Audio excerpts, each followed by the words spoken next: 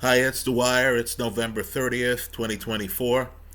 GamblersAdvisory.com, a free site. BettingAngle.us, a free site. Remember, the opinion you should follow should be your own. Just consider this video to be a second opinion from a complete stranger online.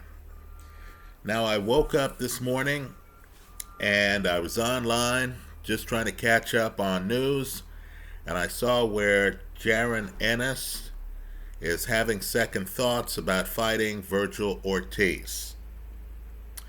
I'm actually happy to hear it because I was planning on making a video. I had researched it on who I thought was going to win that fight. I think it's too much too soon for Jarron Ennis. I was going to take Vergil Ortiz. Simply put, both of these guys are two of the very best in boxing, but there's a difference between the two of them, and it's a profound difference.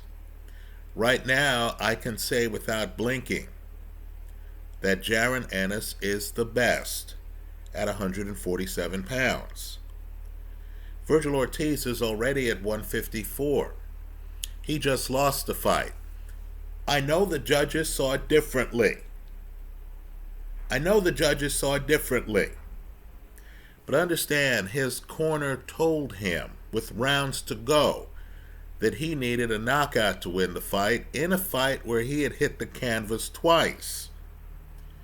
Right here, we want to go by what's real, not what's virtual. I understand officially Boachuk lost that fight.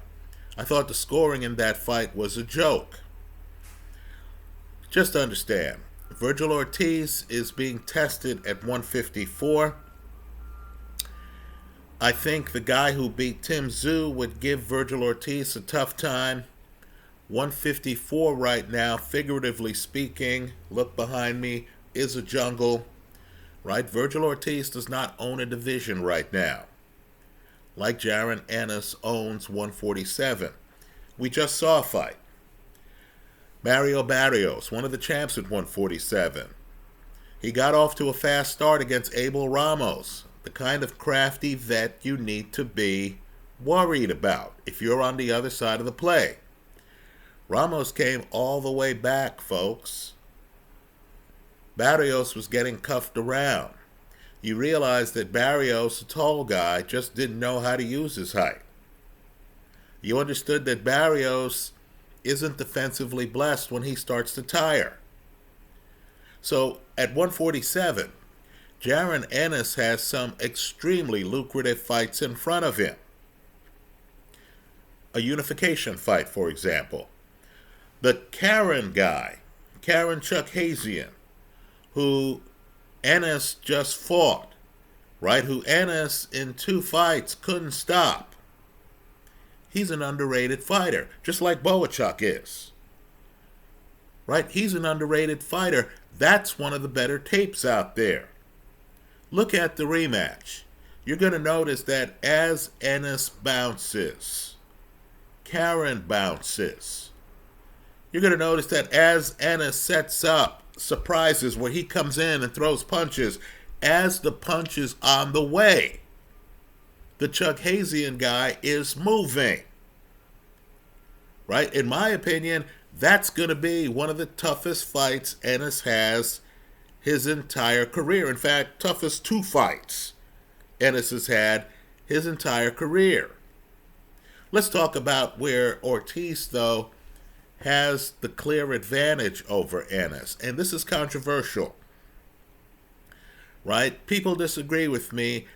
There's no consensus view. A guy who beat Alexander Usyk, Sean Porter, thought that Ennis would beat Ortiz. He's on record already. But to me, Ortiz, in addition to being bigger than Ennis, right? Ennis has been fighting at 147. The 7-pound weight gap makes a lot of difference. Right? Don't tell me about sparring, because a real match is different and you're fighting not a sparring partner but a world-class fighter. Right? Just understand, Ortiz is tight. Ortiz is kind of like Joe Louis. There isn't a lot there to hit. He fights small. He's hard to find when he's right in front of you. Ennis, by contrast, fights loose. He's an Ali type, right? He's standing, there's a lot to hit. I'm not saying his defense is bad. I'm just saying against a tight guy, Ortiz would have his opportunities. You can hit Jarron Ennis, right? It's the difference between my dad's favorite, Joe Louis, who's tight, right? Comes in, he has a stance, doesn't open up much. And Ali, who has his hands down, right? Is dancing around, is making you miss, and is making the crowd know that you missed. Is more mobile than you, in part because you're in a tight stance and he's really a jazz man, right? He's just going up and down the scales. Now that's the dynamic you would have between tight Vergil Ortiz, right, with a sledgehammer jab. With power, he hits harder than Jarron Ennis. And Ennis, who is a Fred Astaire type, who wants to move around the ring, who wants to switch it up, southpaw, righty, right, who wants to throw these big looping shots. I don't think Ennis, an improv guy, is ready for one of the best jabs in the sport. Let's just be blunt. Let me use superlatives here. One of the best jabs in the sport. One of the harder punchers pound for pound in the sport. Right? One of the best body punchers in the sport. That's who Vergil Ortiz is. Let me make this point too. The Vergil Ortiz-Boachuk fight is a bit of an illusion. Just understand, Boachuk looks like a choir boy. I know I'm using superlatives here. I believe people who follow boxing know this is true. Boachuk is one of the hardest punchers pound for pound in the sport. Right? Just understand, right now, at 154, with all of the guys there, Murtazalayev, the guy who beat Tim Tszyu, right? Boachuk hits as hard as anybody at 154 pounds. Now, the reason the fight's an illusion is because Ortiz and Boachuk had sparred extensively, right? Watch the first round again of that Boachuk-Ortiz fight. When's the last time you saw an opponent in against Vergil Ortiz, again, one of the hardest punchers in the sport, and the opponent's on his front foot in the first round? Normally, if I'm fighting a slugger, I'm like, whoa, let me get the lay of the land here. Boachuk already knew the lay of the land. Boachuk believed he hit at least as hard as Vergil Ortiz. He might be right. He's hunting Vergil Ortiz. What does Ortiz do? Knowing Boachuk, Ortiz gets on his back foot. Look at that first round. It's Ortiz, by the way, who ends up hitting the canvas. Right? Look at that first round. We're talking about out the gate on that Vergil Ortiz-Boachuk fight. So if I'm Ennis, and I understand his promoter, Eddie Hearn, is working hard to deliver big fights. I understand Riyadh season wants that February card to be a legendary card. Already, according to reports, they've somehow convinced new heavyweight champion Daniel Dubois to fight Joe Parker. We'll talk about that. I'll talk about that in a premium subscriber video. Right? They somehow have convinced Zhili Zhang to be a part of that card. Right? Understand, folks, the card's already loaded. But if you're Jarron Ennis, and these already are your last days at 147, folks, Ennis is 5'10", and he's broad-shouldered. If you're Jarron Ennis, and you have a division you already own, Crawford's in semi-retirement. Errol Spence has left to go to 154. Crawford himself, his last fight was at 154. Right? The big bad wolves are gone. It's now you and Mario Barrios and crafty vets. Right? Abel Ramos and guys like that. You don't have to fight the Karen guy again. You fought him twice. Right? To me, this is the time where you show the fans your must-watch. Why would I take on one of the toughest opponents, for me personally, in the entire sport, when I have a division where I can be the standard bearer for at least the next 2 to 3 fights? So understand, whatever money they were offering Jarron Ennis, and I understand it's in the millions, right? Riyadh season does not pay minimum wage. They're up in the millions. Jarron Ennis needs to realize, hey, I'll make that money down the road, just being myself and having the fans understand that I'm one of the best in the sport. Right, folks? Sean Porter is already a believer.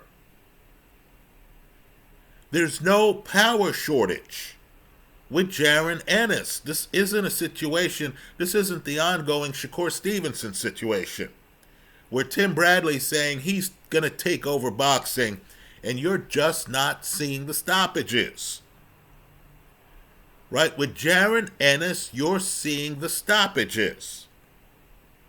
Let me just say this too. And I know it's going to sound regional, but regions matter. One of the best fight towns in any country is Philadelphia. Right? That's where the Rocky statue is. And one of the best moments in art, people forget this, in the Rocky film, they actually introduced Joe Frazier. Right? Rocky's about to have a fight, and they say, hey, you know, we have a champ here, it's Joe Frazier. Right? You have guys like Bernard Hopkins from Philly. I know Hopkins got wealthy, moved to Delaware, but understand, you know his roots. They're Philadelphia roots.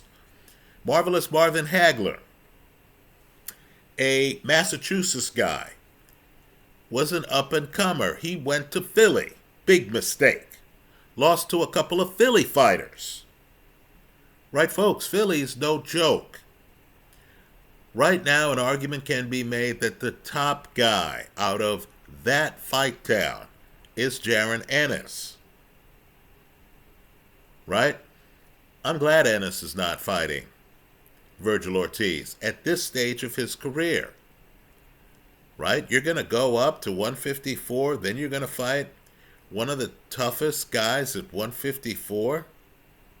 A guy who only has one loss. Okay, officially he's unbeaten. Right? Why would you do that? Because they're throwing a few extra dollars at you? I can tell you this. Talk to older people around you. Talk to people my age around you.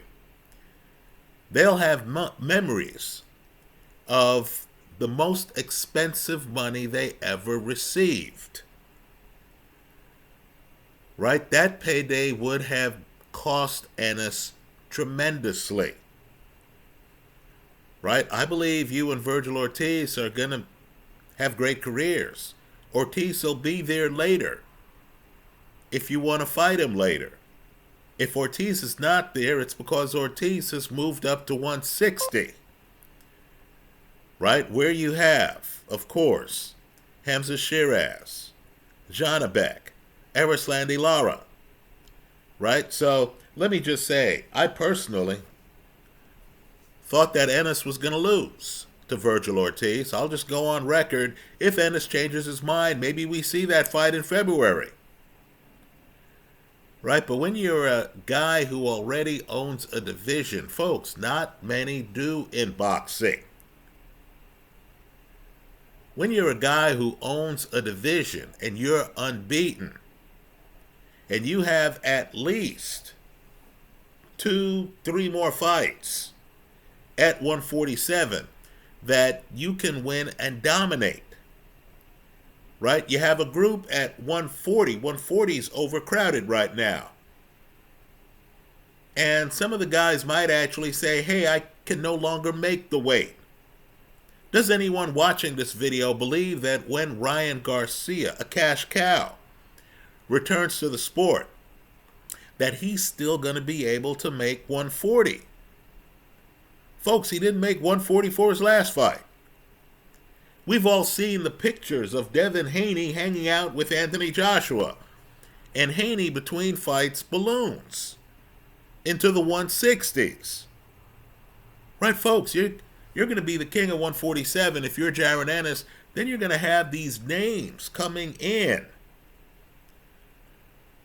Right? You're the king. They're going to want to fight you. Right? Why give that up to fight Vergil Ortiz in a crowded 154? Don't get me wrong. Sooner or later, he's going to have to make it up to 154. But 154 is crowded right now. In what division is Errol Spence fighting? You can imagine Tim Tszyu is planning a comeback with a vengeance. Sebastian Fundora, who's rumored to be replacing Jarron Ennis. In the Vergil Ortiz fight, he's at 154. Erickson Lubin's at 154. Right, folks, Jarron Ennis stands alone, in my opinion, at 147. If you can make the weight, if that's still a possibility, if it's not a lot of water and starvation, where you're looking at your watch and you're saying, okay, that weigh-in is at 1 o'clock and I've just got to make it past 1. If it's not that situation, stay at 147, right? The offer they're making you is simply too dangerous. Vergil Ortiz, you've got to be kidding me. That's how I see it. Let me hear from you. Right? This fight apparently is not going to go forward. Tell us how you were going to bet the fight. Tell us why you thought one guy or the other was going to win and what you thought the odds were going to be. Right? I hope you're not basing it on Ortiz's performance against a very tight Boachuk, who knew him well enough to be the hunter early in that fight and to get the knockdowns. Those are my thoughts. Let me hear yours in the comment section of this YouTube video. Thanks for stopping by.